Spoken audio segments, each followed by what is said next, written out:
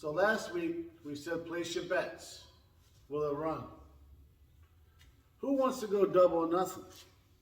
Maybe this week on Pugliese Speed Shop, we actually make it drive.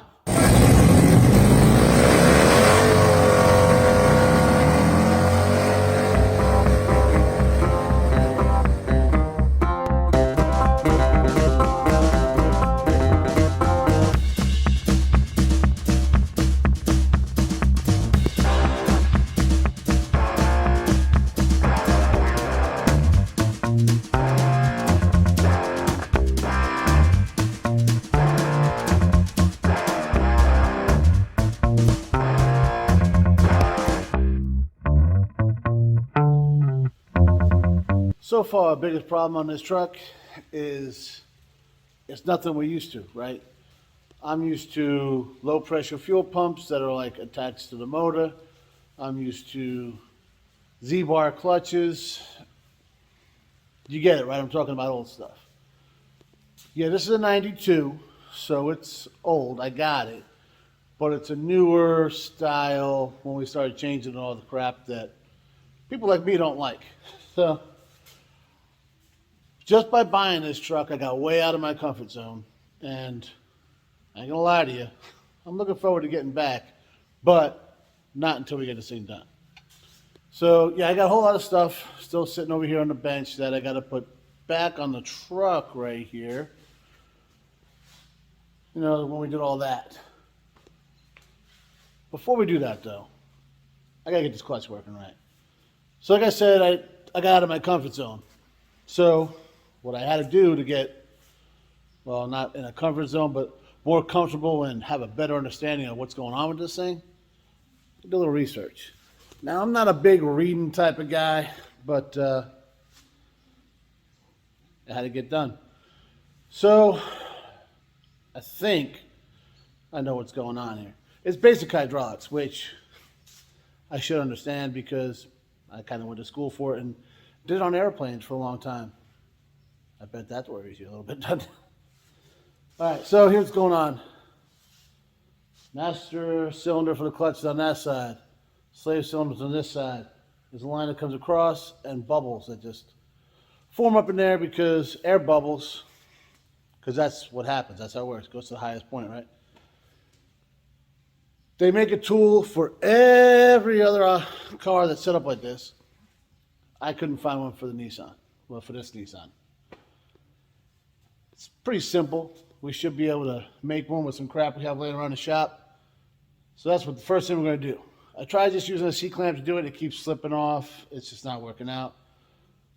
So the first thing we're going to do is try and gather up some crap around here with all the stuff I talked about before. You know, the waste not, want not, right? Hopefully I got what we need. We'll go from there. So after looking around the shop a little bit, I didn't have everything I needed. I needed some longer bolts. So jumped to the old XJ there and shot to the local hardware store, picked them up. And I was going to take you guys with me because it's been a while since I took you on a ride somewhere. But Jimbo, my father-in-law, yeah, he was complaining that he was watching an episode and I forced everybody to go on a ride in Le Mans to get some gas or whatever. So I just didn't do it. So if you would have wanted to go on a ride, put in the comments down there. We can blame him. But right now I'm going to flip you guys around and show you what we picked up. This is what we had already. This is the original slave cylinder out of the truck that's pretty worthless. You can see right here. Yep. I had some metal laying around. I don't need that, it's just there. But this is what we picked up. We got some bolts, some nuts, and some washers. So we're going to use that kind of like a template almost. We're going to cut that up and you'll see. You'll get it when you see it all together.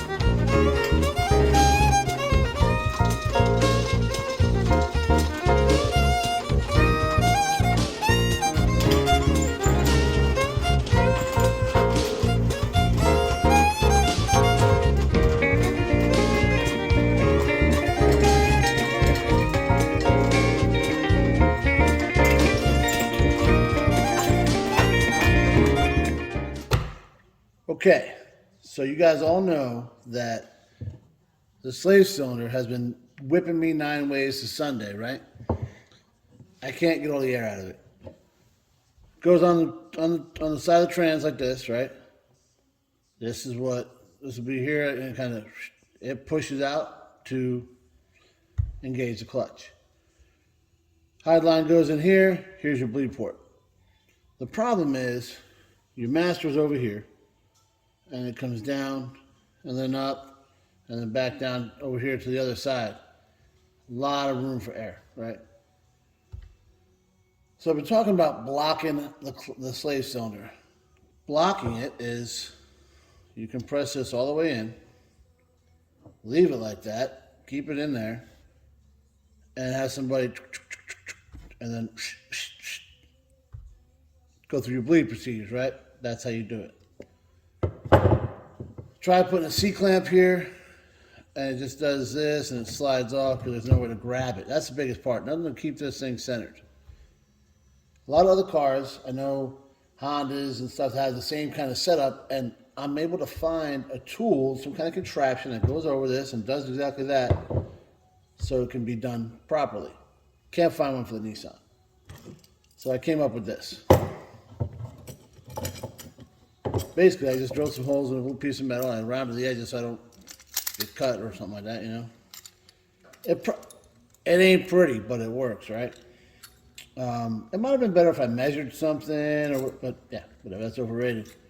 So, I put a hole here to keep this going, and then holes for the bolts, and little tabs up top to hold it in. That's it. Put it in here like this, alright? Alright. You see that staying in there, right? It ain't going nowhere. Where you going? Nowhere.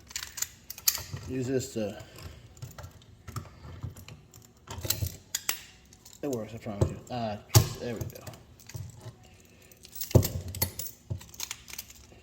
Right, now we can just run it all the way down.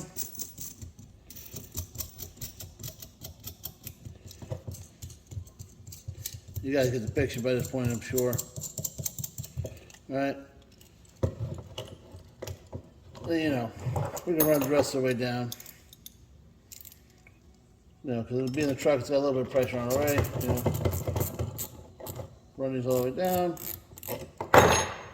Wait, see, that's not coming out of there. Staying right in there.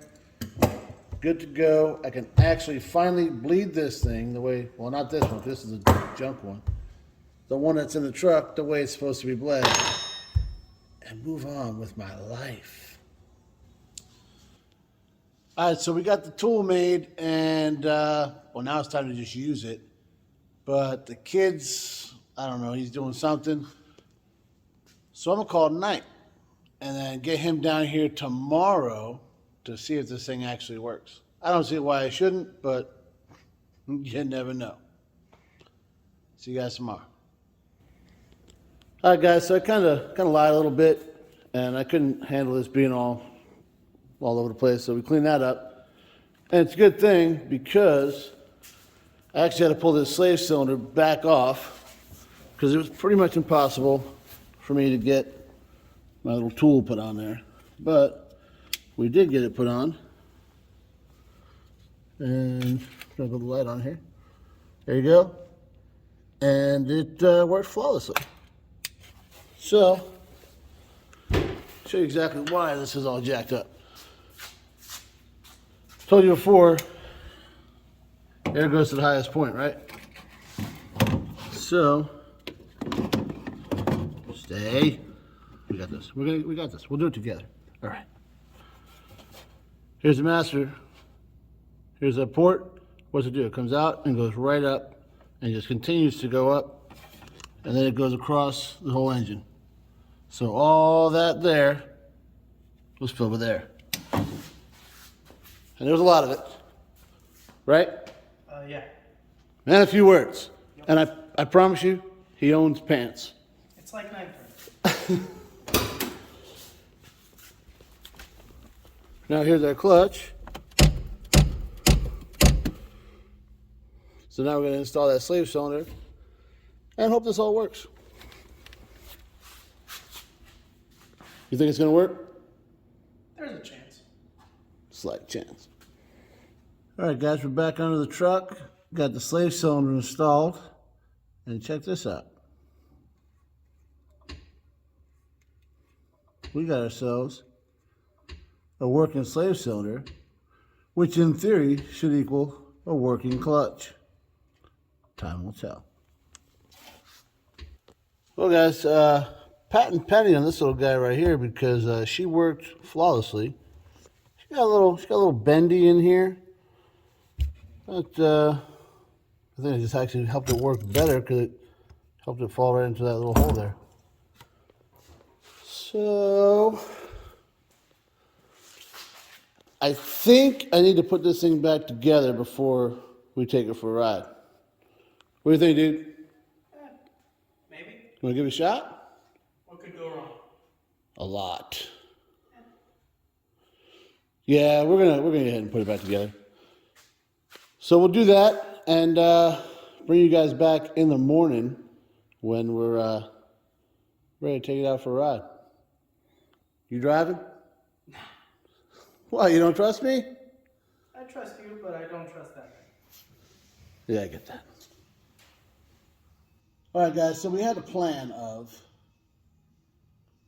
we left here last night, it was after 10, right? So we're going to come down first thing in the morning, put it together, get it all done. Time management, guys. It happens. It's Christmas Eve. We had things to do, right? So it's 1:15 now, and I really need to get up to the house and start cooking, Christmas Eve dinner. It's the one time a year I cook, so I do make a production out of it. But, yeah. First, I got to put this in together, and I'm going to leave you guys on the tripod here and time-lapse that while the kid's up there editing the first part of this video. And we're coming down to the wire, right? Because, well, we want to make sure we get you the best content possible, which I think would be this thing running and driving on its own power. I know it would be a hell of a Christmas gift for me, hopefully for you guys too. So, here we go.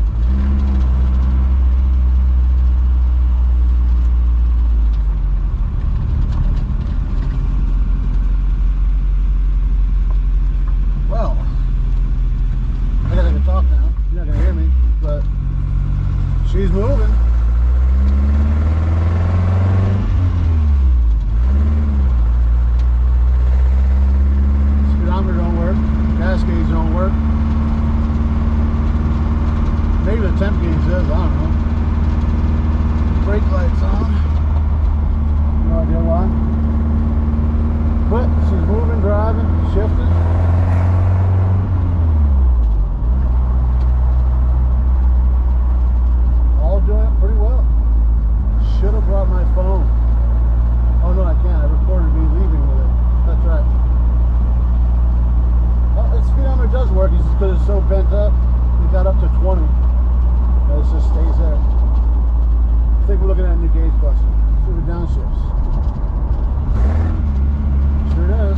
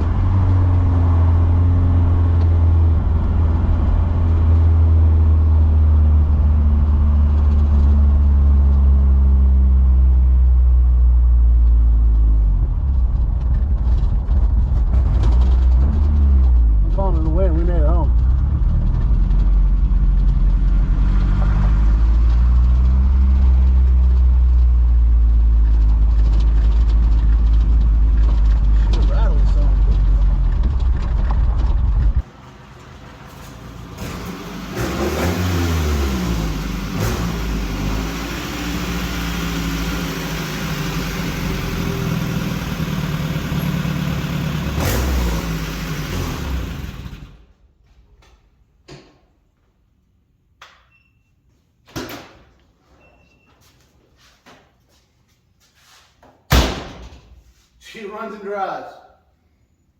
Merry Christmas, I'm happy. I'm gonna tell you what, guys, that's gotta be the happiest anybody's ever been driving a Nissan Hardbody. You know? Motto, that thing kicked my ass. I mean, forget. But we're good now, right? She's running, she's driving. I mean, there's a lot of things to do still because it was sitting forever, neglected, whatever. But ran and drove good. I mean, I went around the block 5 minutes, right? So long as I've driven it, obviously, as long as I've had the motor running. And you guys saw it on camera. That was the first time I ever tried using the clutch. Could have gone pretty bad. Luckily, it didn't. So there we go. It's one of those things, right? I obviously wasn't very familiar with this thing or anything like this. So I tried to just jump into it without familiarizing myself. That was a problem. So I did familiarize myself, and now I got a pretty good understanding how this all works, and it's not nearly as hard as I thought it was. I'm just, old dog, new tricks type thing. So where do we go now, right? Well, we obviously need to keep going because, like I said, we're working on project completion, and this thing ain't coming out of the shop till she's done. Harris, I know you're going to appreciate that because you've been wanting me to work on this thing. And now that things are going, knock on wood, right? Pretty good with it. We're going to keep pushing forward. So we got to clean it up. We got to, first thing we got to do, clean it all up, see what we're working with. I know we got the frame issue. See what else we got. Assess everything, right? All the stuff we should have done on Le Mans and we didn't, we just jumped right into. We're going to do that now. That we got 2 major hurdles taken care of there, which shouldn't have been major hurdles, but we didn't look into things. And so we're not going to make that mistake again. So we'll do that. See what all needs done. Should probably change the oil at some point in the game. Should probably check the oil at some point in the game. We'll get there. But it goes to show you guys. There's plenty of times I got aggravated with this. I know you guys saw it. I know the kid saw it. He was down here. But you take a step back, right? That's what, you take a step back, go do something else. You come back to it. Hopefully a little better educated than you were the first time. And you get it, right? I mean, if I could figure this thing out, anybody could figure anything out, I'm telling you. So, if you do all that, then maybe on Christmas Eve, just throw you a little present, right? Make you feel good about yourself. And with that being said, I want to take this chance to wish all you guys a very Merry Christmas. This is Christmas Eve. It's going up here in about 45 minutes. Again, closest we've ever come, and hopefully don't come this close again. But